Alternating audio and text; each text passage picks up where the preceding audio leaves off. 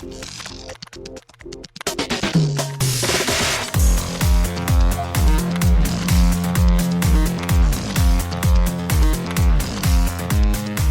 and welcome to Too Fast, Too Forever. There's all kinds of family. We chose this one. This is episode 56, Pit Stop Brick Mansions from 2014. I'm Joey Lewandowski. I'm Joe too, and this episode is brought to you by the Maine School of Masonry, Building Futures. The art of masonry is tragically becoming a lost skill in time when the demand for masons is incredibly high. The Maine School of Masonry is changing that by teaching new generations in the craftsmanship of masonry. Did you get your trowel? I would love to see someone parse through your Google search history and be like, why is he trying to learn all these things and not follow through on any of them? It's the story of my life. It's probably not far off of what I'm actually doing, to be honest. Very possible, very possible. We are here. I did get my trowel. Did you get your trowel? Yeah, I did. Have you tried it? No, I don't. I haven't learned how to mason. You didn't build a brick mansion? I did not build a brick mansion. Unfortunately, there are no dead bodies in the walls here that RZA is putting up. I mean, there are dead bodies in this movie, but he is not, closing any of them up within walls, unfortunately. True. Today's movie is continuing the Brian O'Connor lap. This is also, importantly, the pick Patreon from pick. Ben Milliman, pick over on patreon.com/toofast2forever. If you over there join at the $10 level or above, you get to pick one movie a year for us to watch. You too can pick a movie to watch. You too can pick a movie. And so Ben picked this one, and we also talked about recently that Jake would have picked this one.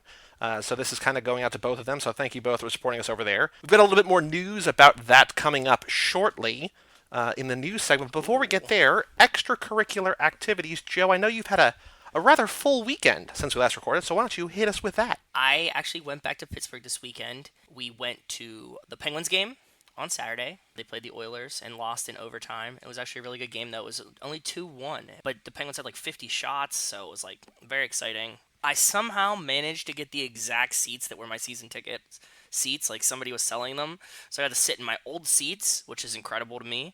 I went with my parents, and then we went to the Steelers game on Sunday. That was fun. Watch Adam Vinatieri miss the game-winning field goal. What a gentleman. I was like, oh, it's Vinatieri. Like, you know what I mean? Like, everybody's sitting there like, Adam Vinatieri, most money kicker of all time. Well, he's had a rough year. I don't know if you've been following, but he was bad for like 3 games, then he was good again for 4 games, and now he's like really bad again. And that kick to lose the game, boy, that was a doozy. I know, but that kick was as good as Zach's kicks. It absolutely was. But he's kicking into like the open end of Heinz Field. Like, if you know anything about Heinz Field, it's open on one end, so the wind blows off the water. And it was very windy that day, so we're like, we got a shot here. You know what I mean? Like, we're all kind of like, we're not gonna say it, but we're all thinking like, there's a little bit of a chance here. It's like 42 yards. He had like a kind of wiggly one earlier, and he missed it, and we went nuts. And then we just went to the casino and got drunk and came home Monday morning. Very, very cool.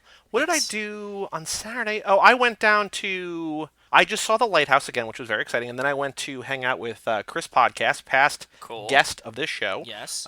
Some of his friends, who have now become my friends, had a Halloween party. And so we went over there, and then I went over there, and I met up Chris there, and a bunch of the friends. And then we played some Rock Band, and I came home. But it's been kind of a low-key week. I saw other movies in theaters. What else did I see? Oh, I saw the new Terminator movie, which is okay. And then I saw Parasite, which rules. Really? Yes, Parasite's awesome. It's a Korean movie. Korean movie. By the guy who did Snowpiercer. He did The Host. Okay. Bong Joon-ho has done those 2, plus... Oh, he did Okja on Netflix a couple years ago. He did Mother. He makes these crazy movies. Wait, was Mother Didn't we watch that one? There's a different Mother. Mother was the Mother that you saw was the Darren Aronofsky, Jennifer Lawrence one. This is a Korean Mother. This is a different Mother. But yeah, no, Parasite's great. I can't really talk about it at all because it feels like anything you would say about it is a spoiler, but it's cool to see. What's nice to see, and I sort of maybe railed about this on this podcast before, but now it seems to be getting a little bit better that there are kind of indie or smaller movies in AMC. So like Parasite's there, and The Lighthouse is there, and Motherless Brooklyn's there, and I saw Jojo Rabbit in theaters, and I did not love that, but I really liked it.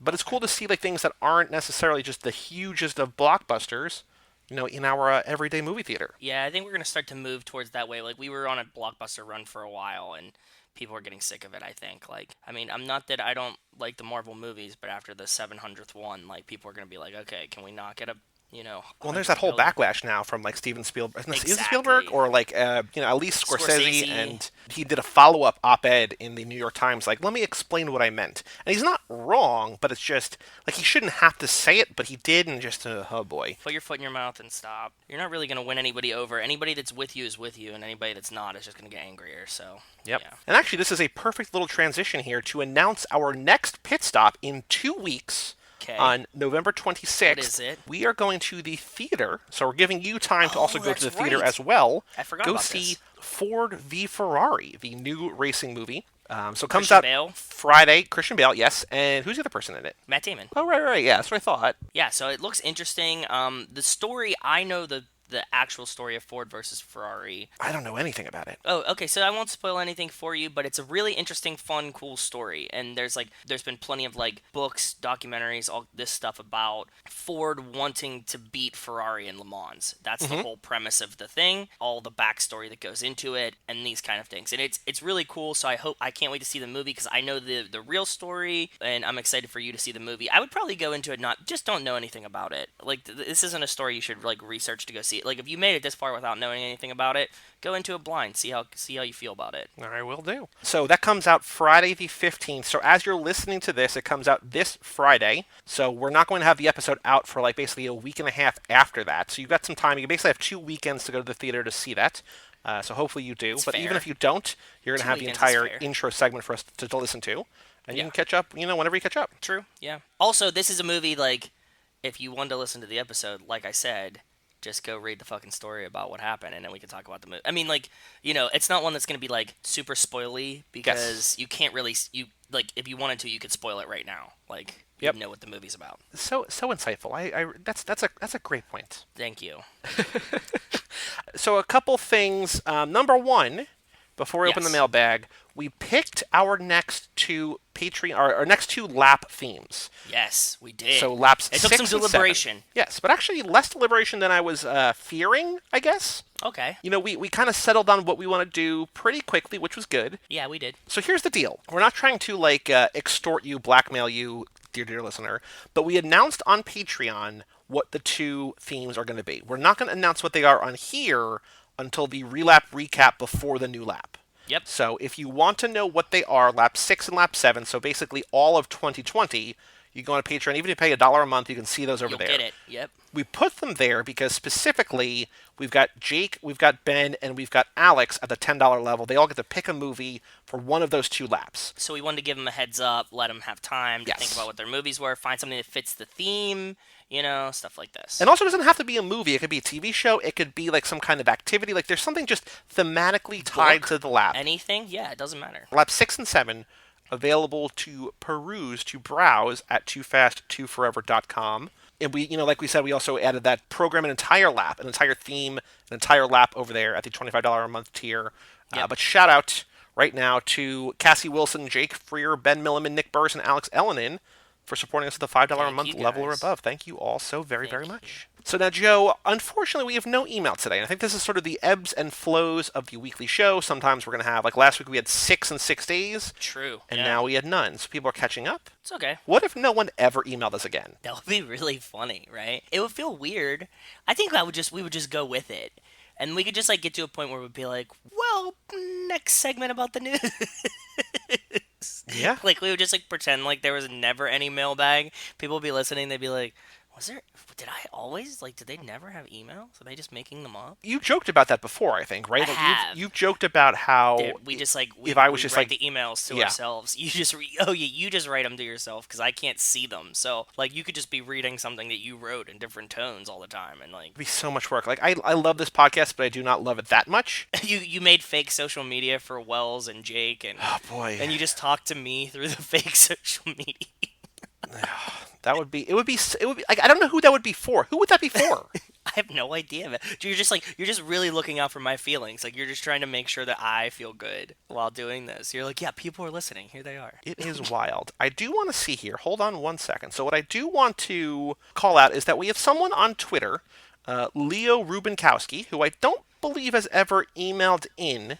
And I don't know if we know who this person is. However, Leo wrote a poem, which was awesome, to commemorate the release of Hobbs and Shaw on Blu-ray on the 5th of November. On the 5th of November, and so Leo wrote this and said, "I adapted a poem for Hobbs and Shaw on the occasion of November 5 at Too Fast, Too Forever. Thought you two would enjoy it at SoulPop at Joey D." So I'm going to read this poem in light of not having email. Here's the poem that Leo wrote. Hope Leo hears it. Remember the 5th of November, the Etion transhumanist plot. Forbid that with time, the Etion crime should ever be forgot. Brixton lore and companions did the scheme prepare, with Snowflake released in the world, none to spare. Steal Andrico's mixture to prove the weak man no fixture. But, by God's providence, him they catch with cooperative stratagems in a match. Hobbs first, and then Shaw fought alone to a draw. Then, I know I'll defend, you attack. Back and forth we go, give the villain no slack. A keystroke to kill the bloke, protein and a lift to celebrate. An ale at the bar to relax, each in La Familia a mate. Helloa boys, mark the autumn day. Helloa boys, Hobbs and Shaw is out on Blu-ray.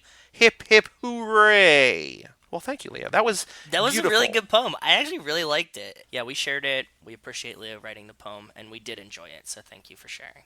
And weirdly enough, I don't want to spoil this, because I don't even know if you know about this. I think I maybe shared this with you once, or told you about this once, but this is something akin to something we've got planned, not that we wrote, but planned for a future pit stop down the run. So just putting that out there. Poetry, not going to be far, necessarily, from our hearts. Has nothing to do, unfortunately, with You Are My Lifespan. Something totally different altogether. Weird. I don't know. Yeah, I don't remember. Also, I looked on Apple Podcasts for Too Fast, Too Forever. Still 17 reviews, all 5 stars. Still the same number of, still 17 ratings, all the reviews. If you have not reviewed us, if you've not rated us, it helps. So do that, I guess, please. Thank you. Please. On the streets and rock the vote. Is there news? There was news. What was the news that we talked about since? The news was, I forget what Slash Film maybe said it. They're bringing back Brian in Fast 9. Oh, no, it wasn't Slash Film. It was some real weird kind of third-rate site or whatever. We've talked about this before and how we feel about it. Both of us are kind of in the camp of let Brian be gone. And I think it'll be hard to do a tasteful kind of Brian reboot, knowing that Paul Walker's actually dead. I don't know how I feel about it.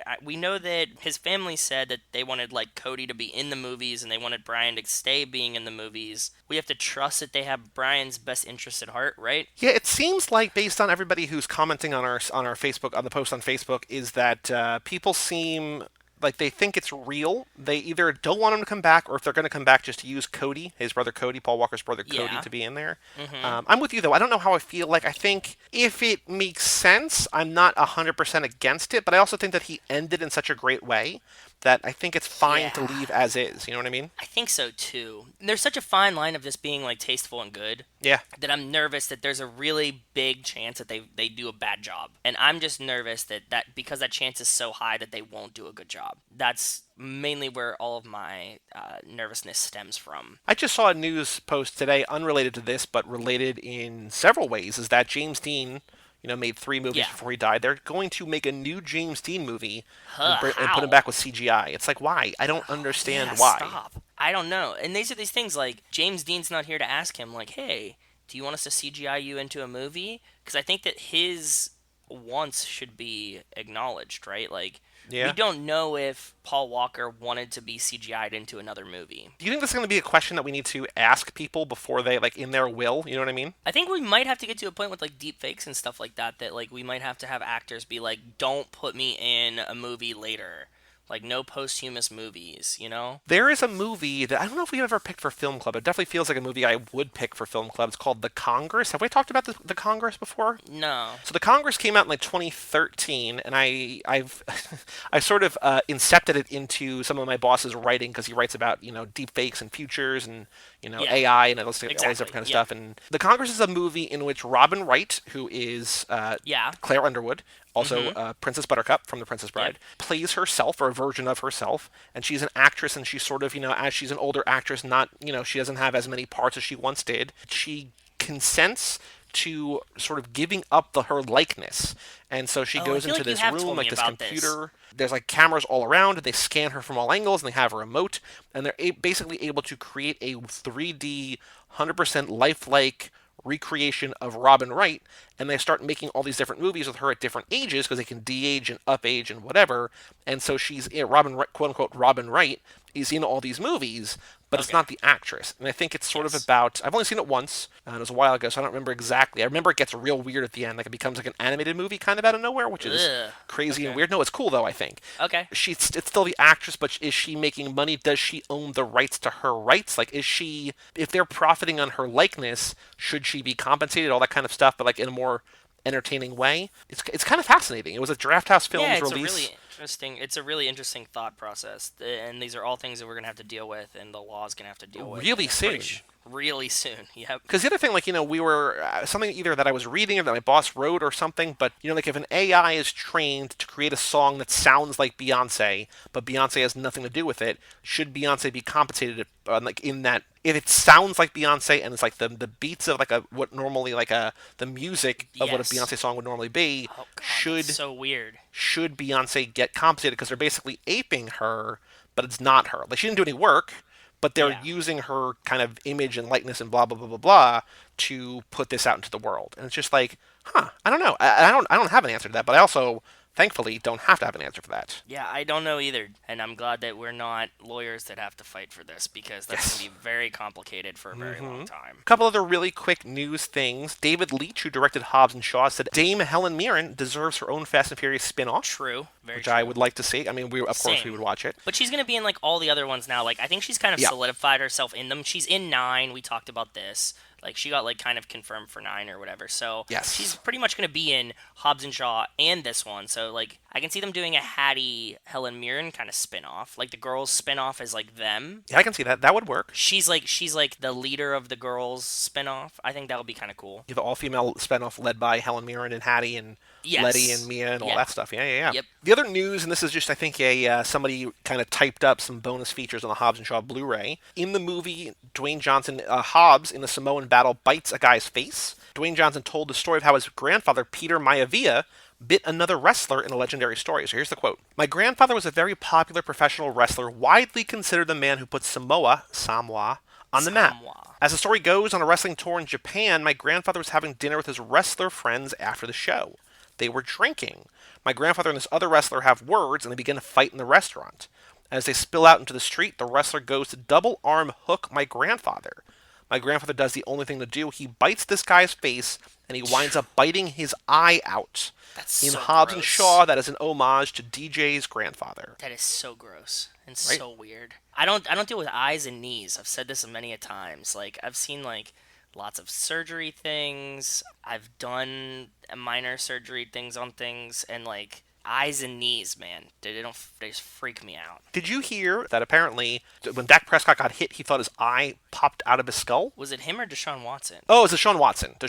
Yeah, yes. last week. Yeah. But yeah, he thought his eye popped out of his skull. And he like went to like touch it, and I'm like, ugh. It makes me cringe, man. Ugh. I don't like it. I don't like that feeling at all. Yep, I don't want to talk about that anymore. Barf. But yes. Glad he didn't. Good job, Deshaun Watson. Keeping that eye in the head. And then also the other quote in that thing was that Hobbs, Dwayne Johnson, The Rock, named his dog Hobbs, which I think is kind of cute and adorable. Oh, that is cute. Right? That's really cute, yeah. And that's kind of all the news that's fit to print. Kind of a light opening segment. We still got the minute to do. But email us if you want to email in family@cageclub.me. I feel like we don't really say the email address too much anymore.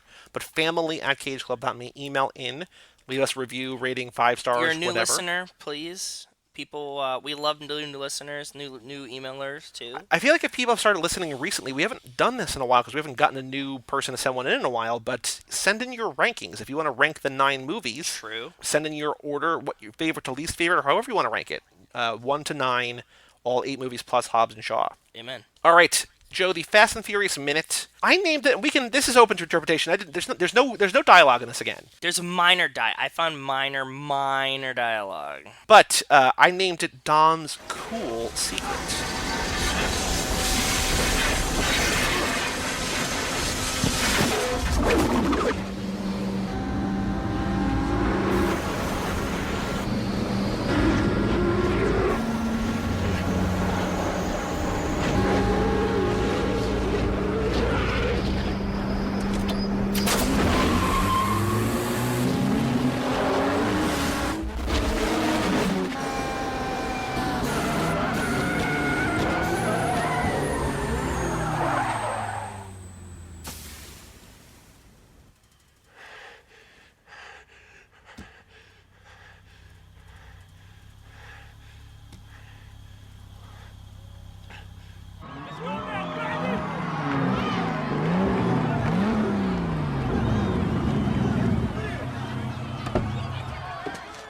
So I have an idea, Joe, for a new thing that we can do each minute. What? I think that we should, and this is going to be maybe like I don't want to say like a listener exam, but I kind of want to come up with like a multiple choice question and answer for each minute. Okay. And just keep it real safe, or it can also be true or false. But I think the multiple Oh, so like choice. they play like as they're listening. Well, no, because we're going to talk about. I want to do like a written exam at the end, like we do like a Google Forms when we finish the entire first movie. We can have like we're going to have to go back, and maybe this can be a pit stop. I don't know, but we're going to have to go back and come up with questions for the first 20 minutes. Like for instance, this one. What inspired this is that Dom. It's kind of like a perfect trivia question, I think. I think so. Yeah, I'm going exactly where you were. Is that Dom's NOS. Like a lot of the time, the guys, like the racer's NOS button, like the activation button, on the steering wheel. It's on the steering wheel, right? But Dom's, he has to push the air conditioning button. The hazard light pushes out kind of like a cigarette lighter almost, and then there's a button on top that he then injects the NOS into his engine, and he speeds off. Yeah, that's his push button. Yeah. We could do a new category called trivia question. I think it would be something along the lines of like, what button does Dom have to push to prime his NOS, essentially. Yeah, not prime. That's an interesting word. But to get the NOS button to come out. But I would say, like, what standard car button does Dom use for his NOS? Combination of standard car buttons does Dom have to push to use his NOS? Option A, and we can always rearrange this, but option A would be air condition, AC to hazard lights. Yes. B can be hazard lights to air conditioning. Radio to like eject. Eject button to hazard lights. Cigarette lighter, something to cigarette lighter. Because it kind of looks like a cigarette lighter. That'd be a good fake one, right? Hazard lights to cigarette lighter. Yeah. Because I think that'd be interesting because it's like the kind of nitpicky stuff. Like it kind of gives purpose to the Fast and Furious minute. It's the little details that we're picking up to not even necessarily flesh out the world, but be like, oh, like it could be something as nitpicky as like, what's the name of the shop across the street from blah blah. You know what I mean? Like, yeah, all the signs, everything that you're doing, I'm giving down. reason. This will be a fun one, and this will be a fun quiz to like release to everyone at the end of the thing. Like it's like this would be the ultimate bar trivia of Fast and Furious, right? Like we can make like a really hard one that's not like hard to just be obnoxious, but like a hard one to be like, oh shit, like you would know it, but you wouldn't be like certain of it, you know? And what we can do is that whoever gets the highest score at the end, or if you like get a passing grade or whatever, you can win some kind of swag or merch or prize. I mean, you can also go back and listen to all these. Yeah, you could cheat, but it would be really hard. It's basically an open book test, unless you want to write down. If you want to write down the questions every time, I don't know, but play it however you want to play it. But I think we can put together something, and maybe we can go back and do some other minutes either on air or off air, and just come up with like a really fun idea, specific, difficult trivia quiz. I'm so down. That's a lot of fun. I'm glad you like it, because I was driving tonight and I was just like, that's kind of because there's not a lot to talk about. We talked about last time, right? You were saying that you're kind of getting blue balled by the minute. This again is even like there's even less kind of going on here. It's just it's them racing. Just the manifold, sorry, not the manifold. The floor pan danger to manifold. Danger to manifold. Floor pan finally falls off. Yep. Brian's ahead. Dom sequences his NOS open. NOSes it. Beats Brian at the end. Yep. That's it. Like that's the whole thing. Like, and then Brian spins his car around, and they all pull up to the end of the line. Yeah, Brian almost. I mean, he doesn't quite pull a Jesse later in the movie and drive off, but he does not. He's not there at the end. Like the other three guys are there at the end, and Brian is like way far back. Up. Blew the piston rings. Finishing order: Dom, then Brian, then Danny Yamato, Edwin. So poor Edwin, promise a menage. Comes in dead last. Which is funny because, like we were talking about in the last time we watched this, the Craig Lieberman video says it would be Dom, Edwin, Danny, and Brian. It just shows how bad of a driver Edwin is. Yeah, exactly. Yeah. I do wonder, though, going back to the trivia question for a second, how does Dom turn on his air conditioning in that car? Because it seems like the button doesn't do the air conditioning. It just... I know, and you're in California. I was thinking the same thing. You need it. How do you use your hazard lights? Do you just hit NOS? Like... Like, I don't fucking know. I don't know either of these. What was cool about this is almost this entire minute is like the blurry background where it's just like the lights going by so quick. Yes. Which is a cool thing to see. I don't know if that's... So...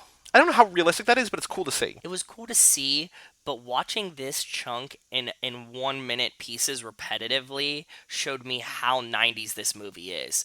Because it's really like a weird almost green screen, like moving screen thing that they got going on there. If you watch this over and over again and you're like looking at like all the background and you're not like tied up in the race like we were, when I was watching it this time, I was like, oh, this looks like you're on like an animated ride, right? Interesting. Like it looked, yeah. It very much felt to me like I was in like Space Mountain or something like that, right? Because like all the things are moving, and when you start to like repeat it, my brain was like, oh, none of these things are moving; they're just like streaking, and I was like, they're going much slower than they look when you're watching it in the moment. So It was like very weird to me. As I kept watching, it kept slowing down. I was like, "Oh, these cars are going like 20 miles an hour." You know what I mean? Like, and it felt very strange. Yeah. You wrote down some signs. There's nothing super exciting necessarily about the signs. Is there anything here that you want to talk about? Anything noteworthy sign-wise? Yes, there was one that I almost got a phone number for you. That's the main takeaway from this. Damn.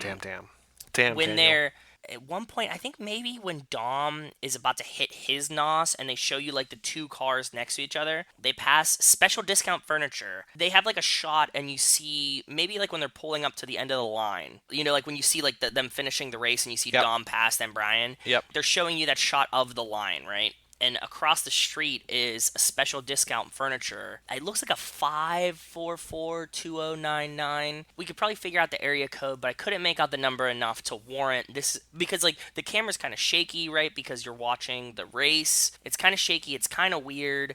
It's kind of hard to read. I like tried to freeze it a bunch of times and I couldn't make it out succinctly, so I give up on that. They do have something else that was really weird. Like when they pull up at the end of the race, it looks like it says, I can't make out the first letter of it, but it's like Goobies or Boobies Balloons Store, and then underneath it says wrap, like wrapping paper. Very cool, I guess. So I guess this is like a party store that was there that was like on the other end of this strip. And I'm more confused if is it Goobies? Goobies sounds like a weird name. And then the other name I was like, maybe it's Boobies. Boobees, and I'm very confused by it. So the way signs are set up and stuff like that, like there's some shots that like we just can't get some letters of them. I added some other signs and things. Especially because like the way that this is shot, I mean, aside from like the most of the minute is just them zooming by everything too quickly, but at the end, like it's a weird kind of downward facing camera angle where you're not really. Entitled is the wrong word, but like you're not entitled to like the side. You can't really see the sides.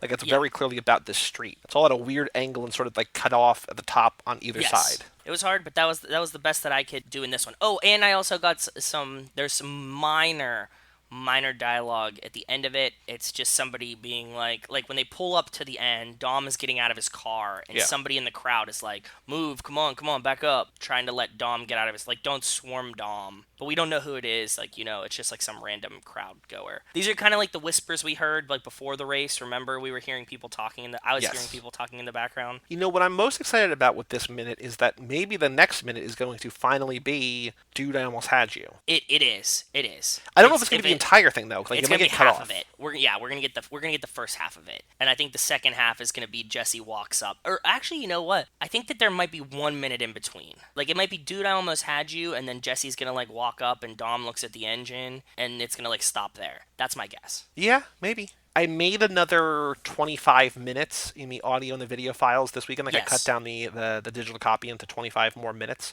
So I have I know what minute we get to the party. And I know that I showed you the screenshot still between, I don't remember what minutes they are, but there's just the one where Vince is like face kind of pounding the Corona, but not his lips aren't on the bottle. He's just like pouring it into his mouth. Like that's a split of a minute, which I think is awesome. But I know when we get to the party, and we're close, but we're not there yet. We got a lot to get before there. Obviously, we talked about that, but I don't know the actual individual breakdown of how 1 minute bleeds into the next. We all know what's coming. It's just that I don't know where the actual starts and stops are. Yeah, exactly. Do you like the dumb title, Dom's Cool Secret? Because I just thought, air conditioning, cool secret. Yeah. Oh, yeah. I do. I don't know what else it could be. Like, it's not like there's a lot. Exactly. There's not a lot to go off here. Yeah. Anyway, let's take a quick break. Let's come back and talk about Brick Mansions for 2014, the Paul Walker in another Brian O'Connor spin-off movie? Question mark.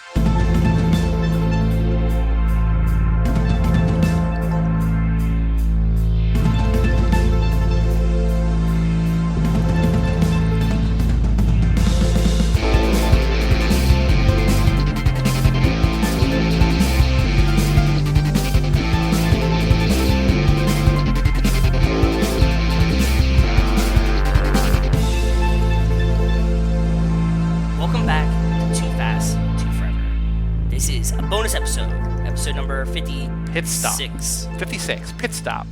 Pit Stop.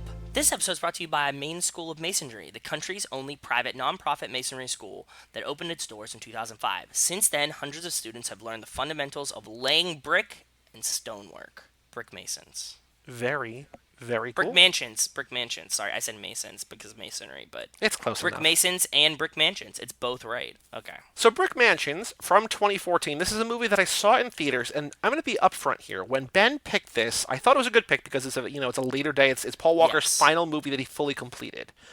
Furious 7 came out after this, but he had passed away before he was done shooting. In the middle of it, obviously. And so they CGI'd him in. We've talked about that a lot. This was the last movie that he fully completed.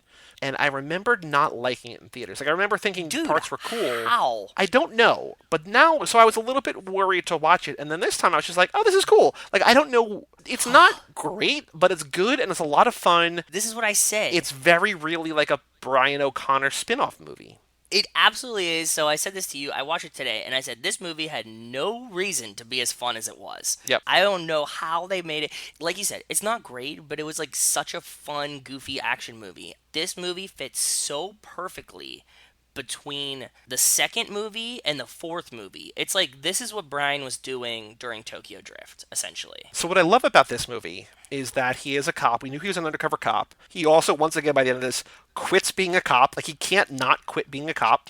Yeah. It's amazing. He sides with the criminals every time at the end. The most important thing, it's a small thing, but just trying to fit into what we've been talking about recently. After the first episode of this lap, we asked Kara, where do you think they go for Too Fast? She's like, I don't know, Detroit? This movie takes place in Detroit, and there are so many dudes jumping into and out of car windows. Yes, and this is the movie that Kara wanted to see. It is. There's like one part where he parkours, like the door was open, and he's with Brian, right? Mm-hmm. What's his name? Lino, L-I-N-O, I think. He Dukes of Hazzards, the door's open, but like through and out the side of the window, and I was like, holy shit, this is exactly Kara's. This is what she wanted. And yeah, I was like, I can't believe that it actually happened in this. This is a remake of a movie called District B13, which is a French movie. And from what I understand, that I haven't seen that, Mike Manzi's seen it, he really likes it, Resident Story Mike Manzi. I think from what I've gathered, Lino, the same actor, was in District B13. Oh, okay. This is, I think, sort of a remake, but also kind of a continuation of his story. I don't think it's like a complete retelling. I think he's the star of that one, or maybe he's the same character. I don't know exactly, but like, if you want more of this and more of him, because he's a crazy good parkour artist, you can watch District B13, which is a French movie from, I think, like 2004-ish, maybe? Okay. Or like at least a couple years before, maybe a decade before. But this is either like a remake or a sequel or kind of a hybrid of both. Before we talk about the movie, there's a couple quotes that I pulled from Wikipedia. This had sort of like mixed reviews, mixed critical reception. Isaac Feldberg of We Got This Covered, though, called this, quote, a highly entertaining action thriller, said, quote, if Brick Mansions is to serve as Paul Walker's final work, it's relieving, at least, to know that it's his best and an appropriately sensational capstone to a career built on pulse-pounding, jaw-dropping action spectaculars. I would argue it's probably not his best. Exactly. But other than that, I agree. Like, this is a great send-off in the sense that he was like becoming like the biggest action star in the world, right? So it feels like a Fast and Furious spin-off to me. Like, I don't know how he agreed to this when we know that in the Paul Walker documentary, he was saying, like, I don't want to be part of a franchise forever. And he's part of a franchise forever. And then the other movie that he does essentially feels like the exact same movie. I love it. It was more of what we wanted, but I don't know how he did it. Like, I don't know how he okayed this. I don't know. One other quote that I pulled, Mick LaSalle of the San Francisco Chronicle wrote, quote, the movie itself makes that impossible to forget. There are cars all over the movie, car chases, car crashes, crazy driving, a scene of Walker hanging from a speeding car, and even a scene of Walker and another guy going 80 miles an hour when the brakes and the steering give out. Apart from that, there's just the awkwardness of looking at someone on screen and knowing more about him than he knows about himself. True. Oh, good quote. I think it's kind of about... He's Brian O'Connor. Well, I mean, when I watched Fast and Furious 6, like, he died in November, and then I was watching it again to, like, kind of do my final year-end ranking or whatever, and I remember being, like, really sad, like, not even almost being, like, almost not be able to finish the movie, because, like, knowing in there, you know, ride or die, and, like, them just doing crazy stunts, and knowing he died in a car, it's weird to, like, see that between the time that he made this movie and the time that it came out, he died. There's the irony there. And also, you know, in terms of the character side of it, yeah, like absolutely. Like he knows, like the character does not know that he's Brian O'Connor, but like we know that he's Brian O'Connor. I call them in my entire notes. I just call him Brian. Like it's Brian Same. doing this, Yeah. Brian doing that. Yeah, I don't even know his real name in this movie. It's Brian. Like he's playing Brian Yeah. O'Connor. So to me, Well, it's like he starts out with like black hair and like brown eyes, and I was like, I don't know what this is weird. I don't like this. And then thankfully, he takes those contacts out and showers out the gel, like the hair dye. And I was like, there he is, the juicy boy with the blue eyes. Like there, he's back. we get a great blue eye shot of him, don't Oh we? yeah. They focus and they're like, no. You thought you weren't going to get Brian O'Connor, but you're definitely going to get Brian O'Connor. Yeah. So let's go through this. Oh god, specifically there's so much talking about overlap. the connections to the Fast and Furious franchise. Not a connection to the Fast and Furious franchise. When I first saw Lino, I really was hoping, please God, don't let this main actor be Ted from How I Met Your Mother. Wait, you thought he was Neil Patrick Harris? No, Ted Mosby is the other one. Oh. The one that looks like this guy. The one that was in the fucking Zeph movie too, where he was hooking up with like, Oh, the college Josh girl. Radnor. Okay, yeah. So I thought it was him, and I was like, please God, don't be him. Please God, don't be him. And I was like, this guy's a little too jacked for it. I was like, if this is a really jacked Ted, this movie is gonna go downhill real fast. And it wasn't, thankfully.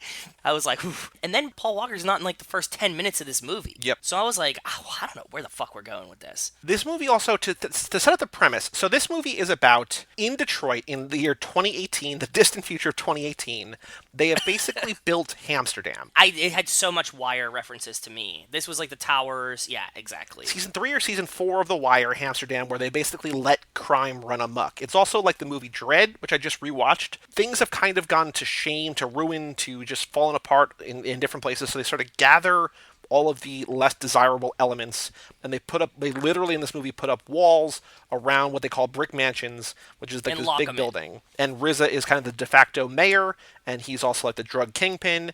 And the movie is about, he steals a bomb, right? He steals like a neutron bomb. He has a neutron bomb. That's like a big contentious point in the movie. They're sending Brian to go get the bomb back. Yeah, there's basically two sides of the story. There's number one, there's a Lino side who is trying to get revenge, or he's trying to like vigilante kind of style. He's the Robin Hood. He like steals the drugs. He's trying to get rid of all the drugs because he's trying to like kind of in his own way clean up the neighborhood, right? Yes. The first scene is him taking like 10 pounds or 20 pounds or 20 kilos of heroin and ruining it all. RZA is trying to go after him, and he goes after him through his girlfriend, and blah, blah, blah, blah, blah.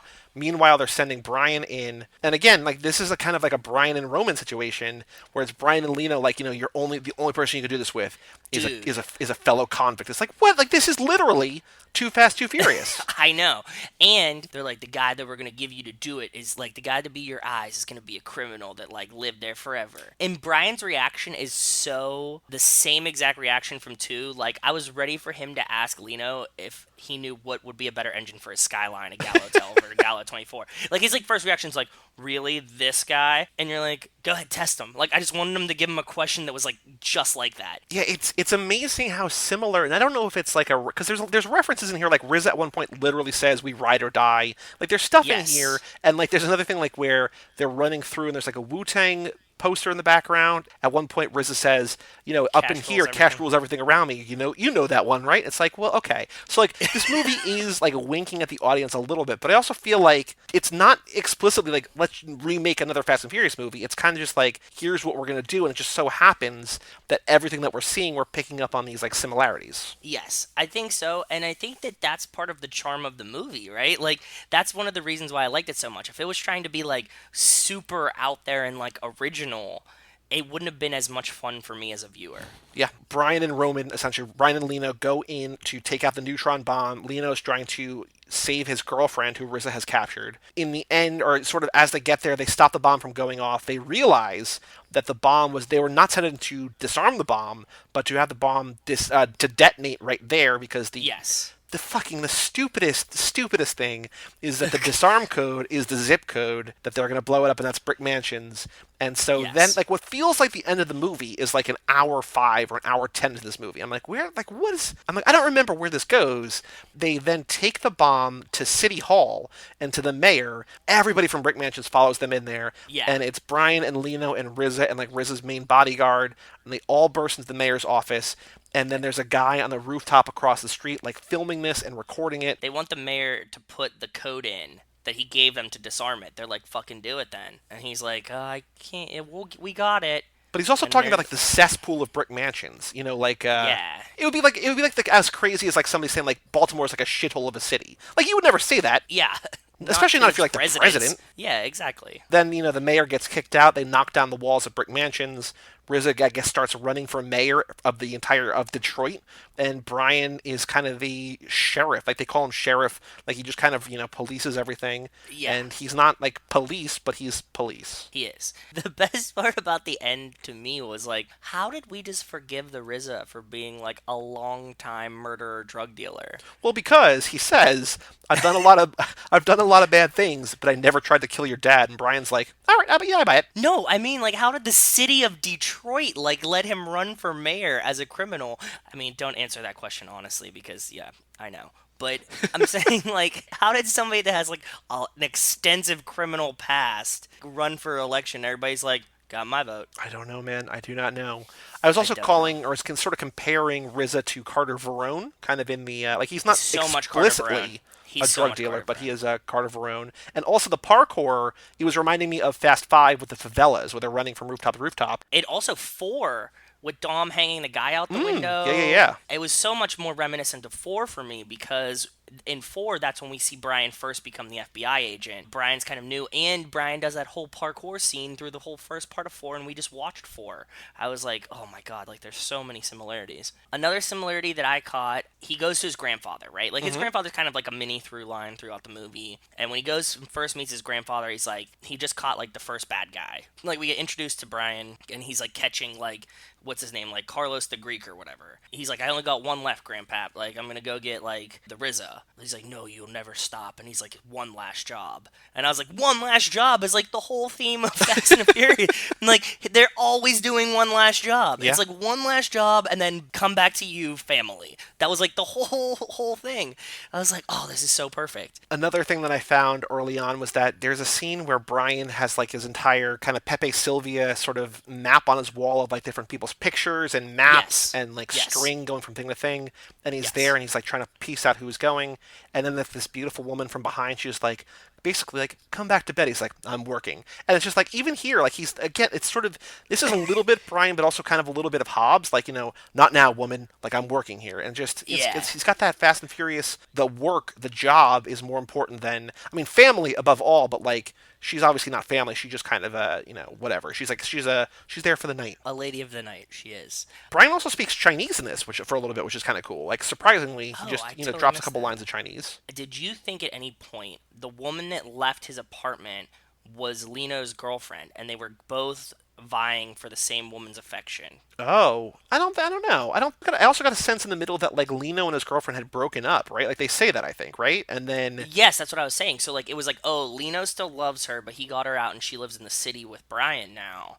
Like I thought that was going to be the thing. Like the surprise was going to be when they get there, they're both kind of chasing the same girl. I don't usually watch movies like that, try to do that, like try to guess what's coming next, because I just get too into my own head. But I also Fair. It almost feels like the movie is kind of not trying to complicate things too much or something like that. You know what I mean? But also, it could fit easily into this. So I don't know. I was like seeing it, and like the girl that left Brian's house was like cute and kind of the same shape and like hair color, but you only see her from behind for like a second. So that's why I was like, oh, I thought that maybe it was going to be the same girl, and that was going to be like the big climax of this, right? Like they're both like, she's like, no, I'm with Brian now, and like this is what I thought was going to go on. Did you notice at one point they give Brian this pre-programmed GPS tracker to make it into the ghetto, and he's following the GPS tracker, and I'm like, holy shit, that's 4. That's what Gal would have given him to like deliver the drugs. Like they have this thing, like that's the whole thing. There's so much overlap that I was really excited about as I was watching this. Oh, actually, when I mentioned before he speaks Chinese, he says he's never been to Southeast Asia. And I was like, not that Tokyo is necessarily Southeast Asia, but like he's never been there, I guess, because that's true. Other people's stories. So I think that he never did make it to Asia in Fast and the Furious, right? He never did. No. Dom did. Han did. Yeah, nobody else. True. Giselle probably got close. She did. She was in Singapore with. She's a citizen of the world. She is. In that scene where he holds onto the guy's car as the guy drives away, what I thought was really cool, like he's holding onto the trunk, and he picks the lock of the trunk, and he goes in through the back seat, punches both guys, buckles his seatbelt, and crashes his car into the barrier in front of the precinct. And the guy Yes. ejectocitos cuz into the Yeah, he police throws him station. out. Yep. There's one, and then the guy's like, show me your hands, show me your hands, get out of the car. He's like, I'm a cop. He's like, show me your badge, and he just flips him off. I'm like, that's another Brian thing. That's a Like, very Brian move, yeah. this is all very too fast. Like, it's the Roman connection, ejectocito, cuz it's him and Roman flipping each other off. Yep. Like, Yep. so much of this is almost literally too fast just up north. He doesn't do a stare and drive. He does a no hands and drive with Lino in the Oh car. yeah, where he's like, you want to drive? Go ahead, drive. It's just like, whoa. And he just picks his hands up, Yeah. which is also a nod to the one criminal that couldn't drive. Remember when he's like, "I'll teach you how to drive" or whatever. True. Like, Yeah. yeah. There's so much too fast that is happening in this. Car wise, I have something interesting. Okay. Pretty much throughout this whole movie, they're driving the RZA's Mustang, right? Yes. And Yep. the main point of contention is like early on, they go downstairs, like they had like captured the RZA, right? Like Lino captures the RZA. This is before like the whole Brian like comes in kind of thing. He's like, "Give me the keys to your Mustang." He's like, "No, that's my baby. Like that's my baby." In that garage, there's like a Lambo and like all of these other cars, and I'm like, really? Like the Mustang is the car that you're like American most... muscle, baby. I guess, but it wasn't even like really crazy, right? Like you have like a Lambo sitting right there, so it's like you don't want that one, and he's like, "No, man, like the Mustang's my baby," and I was like, "What the fuck?" It was just very strange to me. Oh, I mean, this is not really a Fast and Furious thing, but when they capture Lino, right? Like they draw, like Lino, they have RZA, like they go in, they kidnap RZA, and they have RZA at gunpoint, right?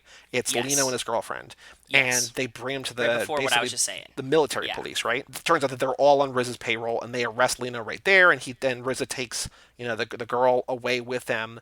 But then there's Yes. that like crazy parkour where he pulls the guy's head through the meal slot and then jumps on the wall and like knees down on his head. Like that was brutal. It was very brutal. It was reminiscent of like American History X to me. It was like I don't want to get head smashed in the feed tray of my jail Yeah. cell. Like, no. We had talked before about this, how this is a neutron bomb. But like once again, in this sort of like not an argument that we had about Hobbs and Shaw, but it sort of makes sense here, I guess. Like in just like kind of this like dumb sort of generic action movie that Brian's got to save the world again, right? Like it's just like Yes, he's saving the world. It can't be Yeah. low stakes, get the drug kingpin. It's like, no, the drug kingpin also has a neutron bomb and Russian military weapons. Yep. For them having so much military grade weapons and guns, they rarely get shot at comparatively, Yeah. right? yeah. They have rockets and stuff, and then like they'll be being chased by like 40 people and like no one shooting at them in like an open street. I have a question for you. I don't know if you'll know the answer. You might know the answer. The license plates in Detroit Oh, have with the QR codes on. codes? Is that like a new thing? Is that real? I don't know. I feel like I've heard maybe about that. No, I think that's made up for the movie. Okay, so this is really stupid. We don't have these because you live in the tri-state area, I live in the tri-state area, and like all of these like places like the Tappan Zee Bridge and like stuff like that are all switching to Easy Pass or Ticket in the Mail. So it just takes a picture of your license plate, dude. If you had a QR code on it, this would be awesome. What would you need to know? Like, what would the QR code offer more than just license plate? Because in theory, you're tapping into the same database. Whether you're looking at a license plate, you're looking at a QR code. Like, what additional info would the QR code offer? No, just like make sure that like the plate was real, or if like if you like try to scuff the plate or something, like it would distinguish between O's and zeros for the cops. You know what I mean? yeah. Like stuff like that. Yeah. Did you ever see like the thing that like somebody has a picture and they're like, "Got my new license plate in the mail," and the license plate's like 0000000000. There was a guy who had the license plate null, Null. And I don't remember if it was one state or multiple. I think it was multiple states. I think it was like 30 states. If a cop doesn't enter in a license plate for whatever reason, it ticks to null. So this guy had like hundreds of parking tickets and like all these like different. Like, he just like had like crazy, and like it wasn't him in any of them. It was like some other car that they hadn't punched it in. So like Every state that he went to, they tried to like boot him because they were like, "Null, here it is. We found null." Yeah. But it wasn't, but that it is. So yeah. yeah, so something like this. This is what I'm imagining the QR code would be for. Or, like it could tell the cops, or how like in Georgia they have like your town or your township or whatever on your license plate. They did for a while. Like it would like tell you like it could say like Trenton, right? Like it would be like New Jersey, but then it would say like Trenton at the Okay. bottom. And mine would be like New Haven, right? Like it would say like Connecticut, but it would have New Haven. So you could have that information in the QR code, but not printed on your license plate, right? Gotcha. Okay. So it'd be like stuff for cops, but like stuff that like you wouldn't want maybe everyone to know. Is Okay. what I'm guessing. Yeah, that makes sense. When he drives through the barricades to get into Brick Mansions, is very reminiscent of Fast and Furious #4 when he drives through the tunnel in Mexico, where he just like kind of like 1,000%. he's Yep. like, do you know where you're going? Yeah, I'm just gonna just barrel through here. And it's like even like the same like kind of like boarded up wall that they like plow through. Did you notice that when they hijack the truck Yeah. in the version of hijacking that they shoot a thing in the front and winch it up onto another truck? Italian job slash Fast Five it. Oh, okay. Because they like grab the truck with the winch, and like also we use winches in every Fast and Furious movie after 4 pretty much, right? Like they like hook onto a car and like drag it somehow. Yeah. We're talking about how Lino is basically Roman, right? But like, there's a part here they knock a guy out at Brick Mansions, and Brian goes to get the keys out of the pocket, and Lino already has elbowed the driver's window, and Brian's like, "I got the keys." Like, Yes. why is he like he's so Roman? Tyrese. And then like a couple of the last things that I have that are just like, movie fun things. Yep. This really threw me out of the movie when I was watching it because, we always watch the minute now. So I was watching kind of like the grand scope of the movie and things in the background and whatnot. When Brian is like, "Give me the code," and it like has the phone, there's a point where it cuts back to the bomb to show you how much time is left, and half the code's already punched in before Brian touched it. And I was like, come on, guys. Like, and it's like visible. So like I like rewound the movie and was like, is it really like half the code's punched in? And like, yep, he already like has like 3 of the 5 digits punched into the thing, and I'm like, god damn it. And then like when he goes to punch it, it like re-punches them and like lights up. But I was like, you guys couldn't have fixed that like one scene? Like, who didn't like just like Photoshop over this? You know what I mean? That's just like an Adobe Premiere thing. This isn't like a weird like just cut that part out. Like, because it's just like showing you the numbers. So just like blank over it. Yeah. Really strange. Oh, so we've talked about, I think it was Wes's term, automancer, right? Where we talk about like touching cars gets you more powerful. Yes. There's a part in here where Paul Walker has to do a little bit of parkour where they have to jump from building to building. And I wonder if he was kind of like a parkour mancer because like Lino kind of like taps him on the back, like, like you got this, buddy. Like, just don't think about it. Don't think, jump, all instinct. He kind of touches Brian. I was like, oh, parkour mancer, maybe? Parkour mancer. I like it. They kind of Hobbs and Shaw the giant guy at the end when they have to like, they learn it quicker than Hobbs and Shaw. They know that they can't single-handedly take this guy down, so like they have to like kind of do the look over here and then the other person takes him out. The double backflip that they do at one point is incredible too. Mm-hmm. There's like a lot of like partnership Hobbs and Shaw kind of feels there. I mentioned earlier that Brian, that RZA says, "I didn't kill your dad," like he didn't kill Brian's dad, whatever. Brian's always had daddy issues. Like even, we talked about when we did the diagnostics that the actual Brian O'Connor doesn't know his dad or his dad walked out or whatever. So like I feel no matter what character he's playing, he's got daddy issues. So like the other movies that we talk about with him, this lap, we got to see if his dad is around or if his dad's not around because it feels like, he's always just kind of like a cowboy without a daddy. Very true. Like one of my favorite parts was you were just talking about Riz is like, "I didn't kill your dad." And Lino, tells Brian like, "Look, this doesn't feel right. It's definitely not the code. They're trying to blow us up." They're like, "Okay, we're going to let it count down then." And Brian just like, after that, he just shrugs and goes, "Joke's on me." Yeah. And it's just like, yeah. It's like, what? Like, your response to, like, you could have died 0.2 seconds ago was like, got me. There's another line earlier. It's not that, but it's when they are in the laundromat and he speaks a little Chinese and the guy puts the coin in the laundromat slot and he goes in like the whole like machine like enters into the wall and they go into like the underground drug lair. Which is really dope, by the way. Yeah. It reminded me a little bit of Say it, Wale. I'm gonna say it reminds me of Breaking Bad, where there's the laundromat, but I don't remember the name of the laundromat in Breaking Bad. The sliding thing always reminds me of one thing: streetwear clothing store in Boston called Bodega. Okay. In Boston, there's this shop. In the front of it, it looks like a really shitty convenience store. Okay, like a couple drink things. They don't really fill it.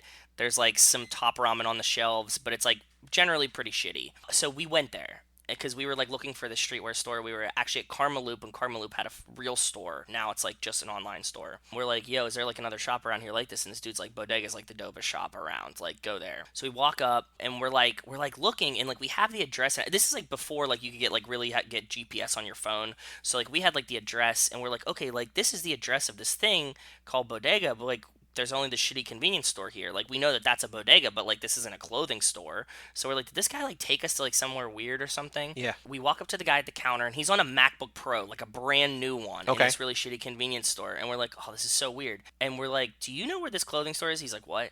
And we're like, like the clothing store. Like, do you know where like the clothing store is? He's like, step on the cracked tile. And like next day, I swear to God, this memory seared into my brain. So we walk over, we like look down, and there's like a cracked tile like right to the right of him. And we like walk over, and a Snapple machine just slides over, and we hear this like blaring hip hop music, and like you go through a door, and you're like in the clothing shop. That's awesome. And like it's the coolest thing ever. So if you want to see it, even cooler is when we came back, Wale, the rapper Wale, shot a music video there. Lady Gaga's in the music video before she was famous. Oh. Like, she's just like singing the hook on this. So it's like a Wale Lady Gaga music video. If you look up Wale Lady Gaga and watch the Chillin', yes, that's exactly what it is. And if you look up that music video, you'll see them go into bodega, and half the music video shot in the store. That was my whole tangent about the sliding laundromat door. Cool. Because I'll never forget the secret door that I walked through to go to this clothing store, and it was like the coolest thing ever. Well, the reason I brought that up, aside from, I mean, that was just an awesome story, but the reason I brought that up is that when he puts the coin in and the thing goes in, Brian just looks at it and goes,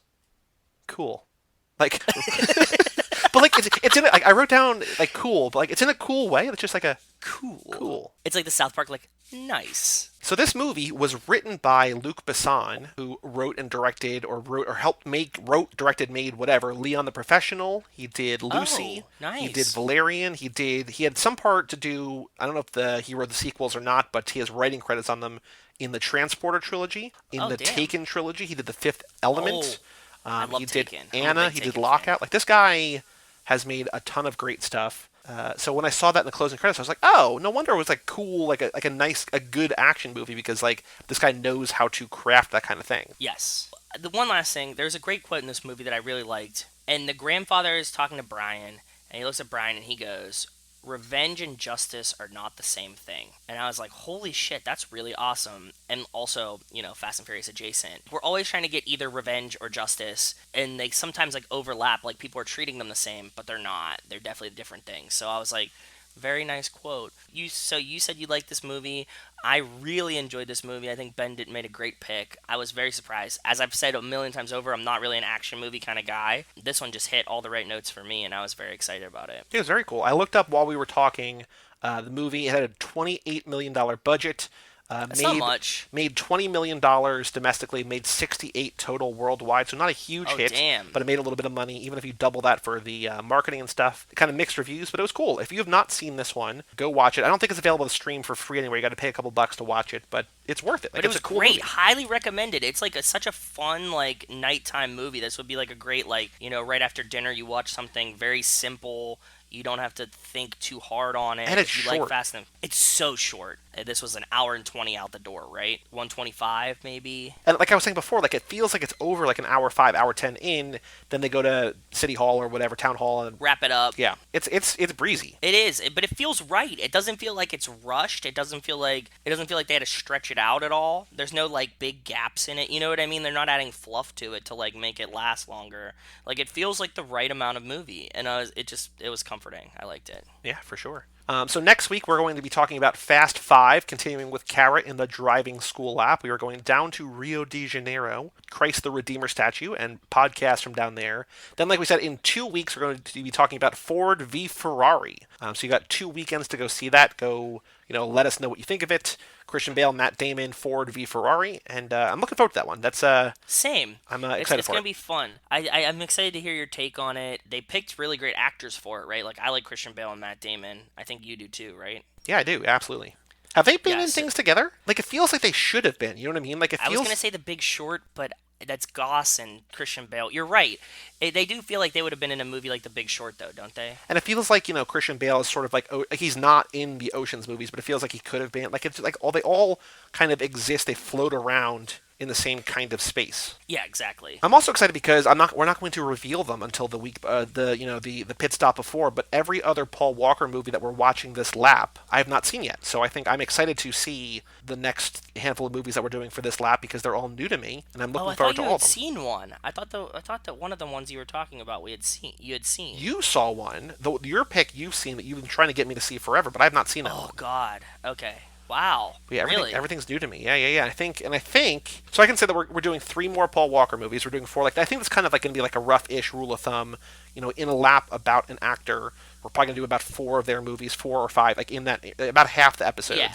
And so of the 3 that are left, I think you had seen. We both seen one of the 4. I saw Brick Mansions. You saw the one that you picked. So the one that I picked, I had not seen yet. I was just looking forward to it. I can't believe you haven't seen this movie yet. It's a great movie, so I'm really excited for you to watch it. And if you're out there, if you're an eagle-eyed listener or eagle-eared listener, I think it'd be pretty obvious, pretty easy to figure out what Paul Walker movie Joe wanted me to watch. So we're doing that down the stretch, down later in the year or early next year. I don't remember exactly when. Any other thoughts about either The Minute, I guess, or Brick Mansions before we come back next week? No, I just want to say thanks to Ben. That was a great pick, and I'm glad that we watched it. And actually, that's a movie that I'm going to watch again. For me, that's like a good one that I could watch again. Rachel didn't watch it with me this time. I think that I'll revisit that in a couple weeks with her and give her a watch of it. Yeah, you can go to toofast2forever.com to go to our Patreon and find out our next 2 lap themes. You can also get the Fast and Furious Minute document over there, get some free merch and swag and our entire endless gratitude toward you. Email us family@cageclub.me and come back for Fast 5 with Cara Gaylor Regan next episode next week. But for all things Too Fast Too Forever, you can go to cageclub.me, facebook.com/toofast2forever, or at toofast2forever on Twitter and Instagram. Email us family@cageclub.me. Come back next week for Fast 5, then get yourself to a theater to see Ford v Ferrari, and come back in 2 weeks for our next pit stop talking about that movie. I'm Joey Lewandowski. I'm Joe too. And we'll see you next time right here on Too Fast Too Forever.